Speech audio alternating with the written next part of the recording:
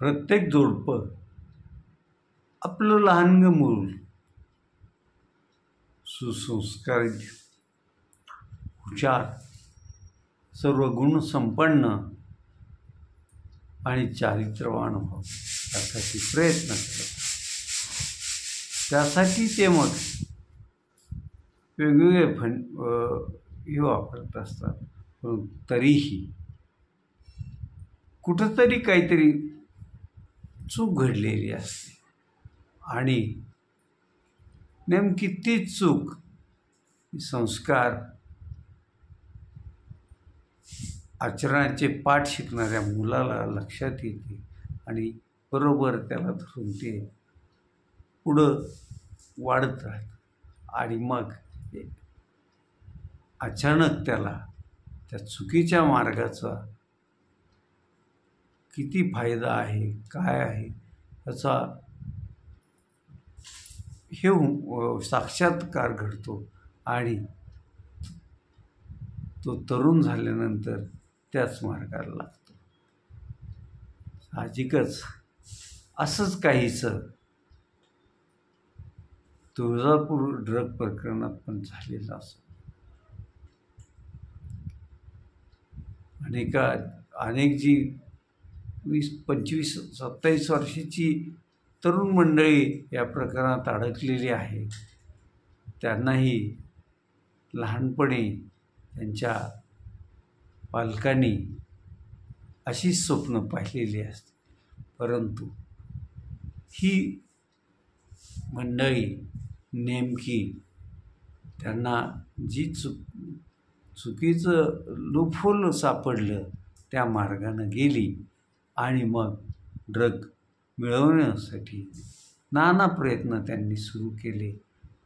Drug आणून ती आपल्या परिसरात विक्री सुरू केली आणि अनेकांनी त्याचं सेवन पण सुरू केलं आणि अशातून हे तुळजापूरचं ड्रग प्रकरण सर्वत्र फोफावल्याचं आज चित्र आहे. या तुळजापूर ड्रग प्रकरणात परवा म्हणजे 4 तारखेच्या दरम्यान 4 ते 5 तारखेच्या दरम्यान विनोद उर्फ पिंटू गंगणेला पोलिसांनी अटक केली. त्यानंतर त्याला कळंब कोर्टात हजर करून त्याच्याकडून त्याच्या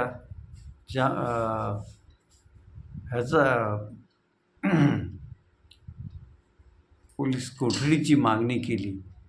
कळंब कोर्टानेही विनोद उर्फ पिंटू गंगणेला 3 दिवसाची पोलीस कोठडी दिली.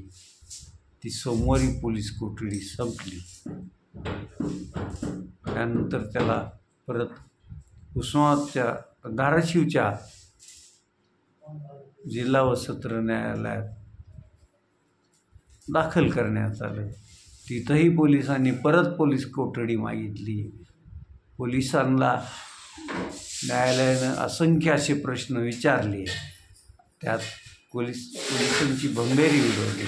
तुम्ही ड्रग विक्रेते आणि सेवन हे 2 गट कुठल्या आधारे केले हाही प्रश्न परत कोर्टानं पोलिसांना विचारला आणि विनोद गंगणे याला परत 3 दिवसाची पोलीस कोठडी सुनावली.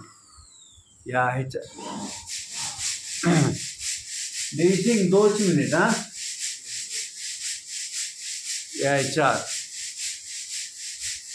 आता जे मोबाईल विनोद गंगणे यांनी ड्रग तस्करीच्या वेळेस किंवा त्या काळात वापरले होते ते दोन्हीही ड्रग मोबाईल गायब आहे. त्याचा पोलिसांना शोध घ्यायचा आहे आणि या 3 दिवसाच्या पोलीस कोठडीत तो त्या मोबाईलचा शोध लागेल की नाही हाही प्रश्नच आहे. आणि तो लागला तर मग त्यातून काय काय माहिती बाहेर पडेल. विनोदनं कोणाकडून ड्रग विकत आणली, कोणाला विकली, त्या सेवन करणाऱ्याच्या यादीत कोण कोण आहेत या ड्रग विकत घेऊन सेवन करणारे तुळजापूर शहर धाराशिव जिल्ह्यातीलच तरुण आहेत की बाहेरून महाराष्ट्रात काम करण्यासाठी आलेली तरुण मंडळी पण त्यात आहे, याचाही आता पोलिसांना तपास करावा लागेल. आणि मग हे MD ड्रग कुठपर्यंत आणि कोणाकोणाला पोचवलं आहे ह्याचं त्याच्यातून उलगडा होईल. पण खरंच हे दोन्ही मोबाईल सापडतील का ठरवून दोन्ही मोबाईल गायब केले असतील, त्याचा सर्व डाटा नष्ट केला असेल आणि कोणाला तरी वाचवण्याचा निश्चितच प्रयत्न असेल असं दिसतंय. बघूया आता पुढं पोलिसांचा तपास कोणत्या मार्गानं जातो आणि ह्या तुळजापूर ड्रग तस्करी प्रकरणात 38 आरोपी आहेत, त्यातले जवळपास आता 28 जण ताब्यात आली असून फरार 10 जणांचा शोध पोलीस किती लवकरात लवकर घेत आहे का ते पुढं काय घडेल हे बघून पोलिसांच्या स्वतःहून ताब्यात येतील हे पाहायचं आहे. आज आपण येथेच थांबू. आपण आपल्यांना YouTube चॅनल सबस्क्राईब करा, लाईक करा आणि कमेंट्स पण नोंदवा. धन्यवाद.